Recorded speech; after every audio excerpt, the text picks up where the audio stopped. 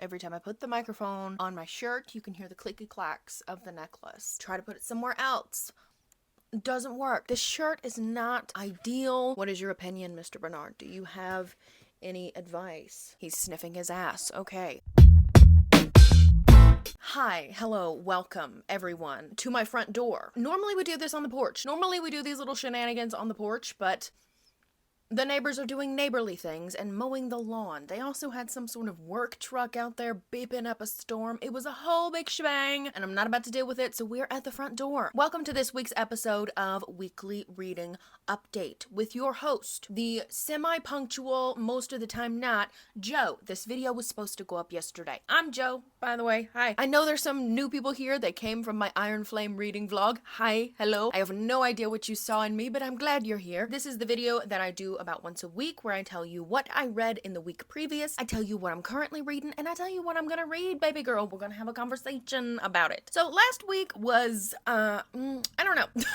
I don't know how to explain it because a couple of books just came out of left field. One of them was planned. The other two came out of left field. So let's just go ahead and get right into it. So the first book that I finished last week was Before I Let Go by Kennedy Ryan. This is a romance book. I haven't read a romance book since July, actually, if you can believe it. Obviously, I read Iron Flame, which I would consider, you know, fantasy romance. I think fantasy romance deserves its own genre title. Anyways, this is just like a straight up romance. I haven't read one of those since July, baby girl. So I picked this one up because of my Iron Flame hump bump. I was feeling a little bit slumpy and I wanted something different than what I was, you know, currently reading. And this one just jumped right out at me and I fucking loved it. So in this one, we're following our two main characters, Yasmin and Josiah, I think his name is. Sorry, I devoured this book. I'm not good with names either. It's not a good mix. They were previously married. They have two kids together. They had this just beautiful, lovely relationship until a horrible loss happens in their life and Yasmin falls into a very deep depression, resulting in eventually their divorce. And this is the story on how they get back together, okay? So I've read one other Kennedy Ryan book. I read Real earlier on in the year and I loved that one as well. One thing that Kennedy Ryan does so well is her characters, okay? Her characters are just phenomenal. In the two books that I've read by her, she's also dealt with some deeper, more difficult topics. This one, like I said, deals with depression, suicidal ideation, the loss of a child, those types of things. So if you're wanting a more emotional romance read, I think Kennedy Ryan from the two books that I've read, or even just this book that I read, I think that you would really enjoy it. I loved that Yasmin and Josiah's relationship was not easy. It wasn't immediately resolved. They had to consciously make the effort to work things out and communicate better with each other in order to be together. We also explore parenting in this book and how the divorce affected each of their children in a different way based on how they perceived the events that had occurred. Oh my god, it was so good. It was so good. If you want like high quality romance, this is your girl right here. If you are looking for spice though, Kennedy Ryan from the two books that I've read, her books are not like super duper spicy. A lot of the times they're more of a slow burn, and that was the case in my opinion for Before I Let Go. But Lord have mercy, the burn is slow, but the payoff is good, baby girl. The payoff is good. I loved watching them try and work together and also try to move on, but eventually finding out that the person that they needed was right there. Right, Mr. Bernard? You probably saw his nose. He's right here. He's a little camera shy. Are you camera shy, Mr. B? He wants my lip gloss. Please don't bark at the bird. Let him be. He's eating his food, honey. He's eating his breakfast or his lunch or whatever time he wakes up. I'm not sure.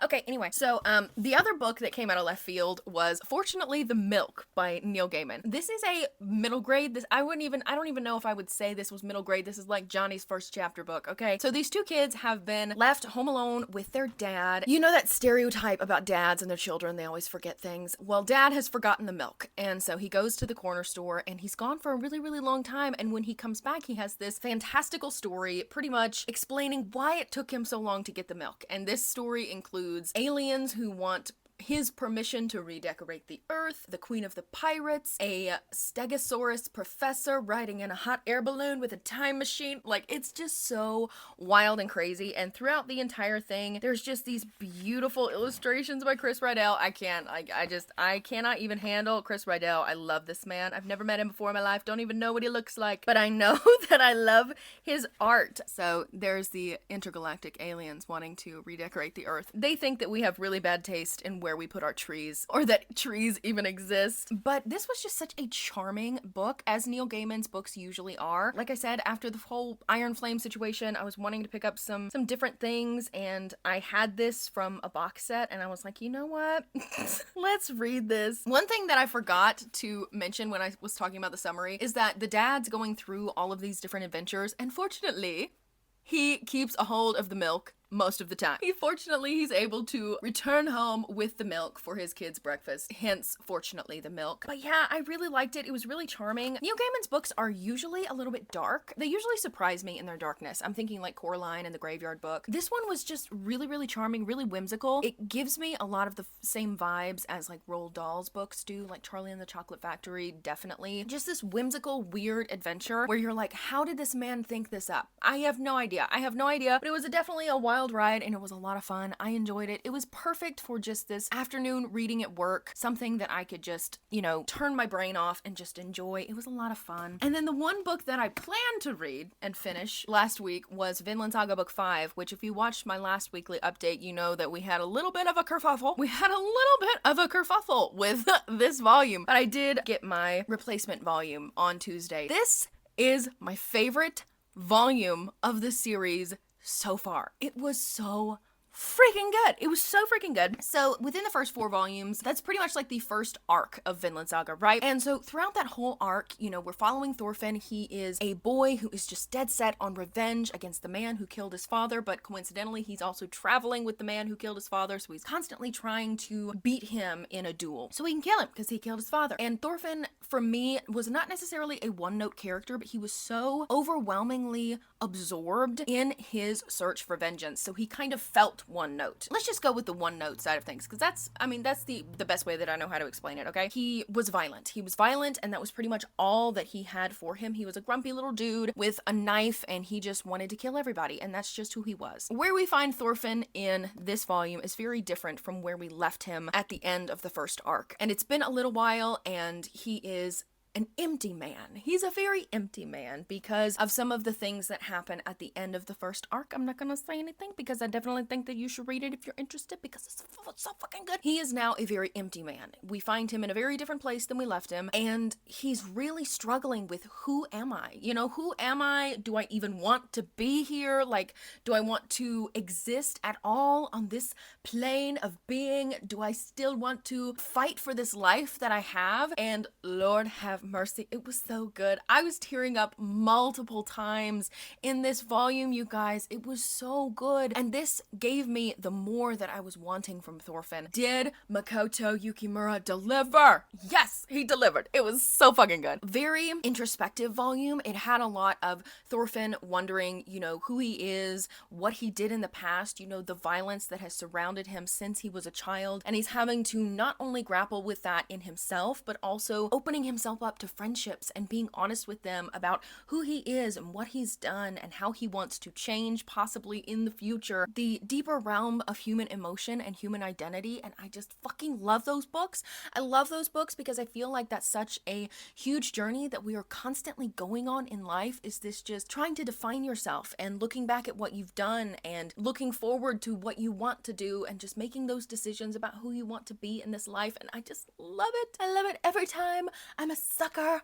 I am a sucker, and I love this. And I immediately wanted to pick up book 6, but I am trying to hold off. In terms of what I'm currently reading one book. If you've watched any of my weekly wrap-ups, because there's only been 2 before this one, you'll know that I've been making my way through Royal Assassin by Robin Hobb, and I am still making my way through Royal Assassin by Robin Hobb. I did make some really good progress in it though, okay? So I gotta give myself a cookie on that one. I'm on page 491, so I've only got like a little chunk left. Everything's going wrong. Everything's bad. Everything's going wrong. One of my notes last night was like, I gotta put this down. I'm feeling anxious because there's just so many things that are going on. Whenever people talk about Robin Hobb, they talk about her character work and how it's kind of slow burn and kind of slice of life, but I have a feeling that there's something outside of what we've seen so far, which is just Buckkeep pretty much and the little areas around it. I have a feeling that there's just something so much bigger that we haven't explored yet, and we will explore. There's just like these little hints and and little Easter eggs and little foreshadowings that are happening, and I have a feeling there's something bigger. And that makes sense though, because not every single book in this 16 book long series is following Fitz and Buckkeep. I haven't read those books yet, but I've heard the talkings, I've heard the mutterings of other booktubers that, you know, other books in the series follow completely different characters in completely different places. So obviously there's something bigger going on here, and I'm so excited to find out what it is. Every single time I pick up this book, I eat it. And I don't devour it like I did with the Kennedy Ryan. I don't just like fly through it in 48 hours. I savor these books. I savor these books so much because of the way that Robin Hobb writes. She focuses a lot on the emotions, and she analyzes the emotions of the characters. One thing that I noticed as the action has started to pick up, Robin Hobb does not focus on the nitty-gritty of what is happening in these action sequences. She focuses more on what the characters are feeling about what they're doing, and also how they feel during the aftermath. She focuses a lot on emotions and analyzing emotions based on the experiences that the characters are having. Also, within that same vein, Fitz is sort of irritating, but I love him so much. And I think that in a different author's hands, Fitz would be one of the most insufferable characters that I've ever read about, because he's very stubborn and he's a little bit naive, but he's also a 15-year-old boy. And I think that the way that Hobb writes her emotions and her personality traits for these characters, it doesn't matter if they are stubborn and naive, they still grow and they still change based on the experiences that they have and the emotions that they feel and what they learn about different situations.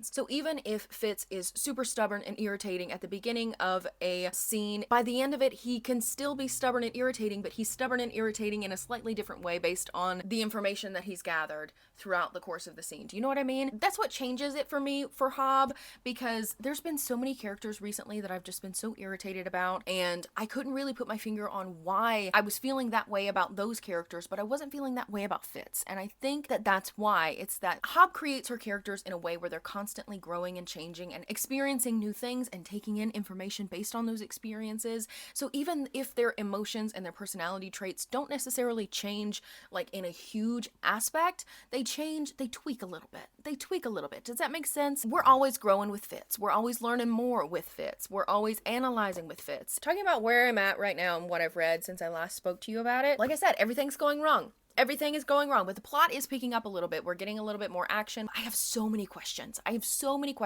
want to finish it. I really want to finish it. I'm so excited to finish it. I love it. I love exploring how Fitz is dealing with the consequences of being a king's man, and the fact that sometimes it's easier to die for your king than it is to live for your king. And I love that. That was a quote some point, somewhere. It's in my notes, but that was a quote that one of the characters said, and I was like, yes, that is what we're exploring. And I love that. There's so many more questions that I have than answers, and I want to finish it. And I will probably be focusing mainly on that this week, because I have multiple other big books that I put on my November TBR that I'm just not going to be able to get to. There's just no way. My heart wants to start Vinland Saga book 6, so that's not off the table, but I definitely think that I will be continuing and finishing Royal Assassin for this week. I also said in my last weekly update that I was going to be finishing volume 14 of One Piece. No.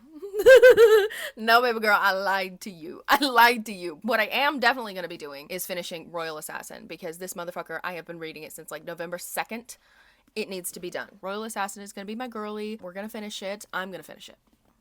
Unless you're reading it at the same time as me, maybe we will finish it. But right now, it's just me. But yeah, that is what I read last week, what I'm currently reading, and what I'm going to be reading next week. But that's all I have for you guys today. I hope you guys enjoyed this video. If you did, please make sure to join the NotSoAverageJo army. We're building our Christmas trees early here. Mine is already up. You need to catch up. But I hope you guys have a fantastic week, and I will see you next time.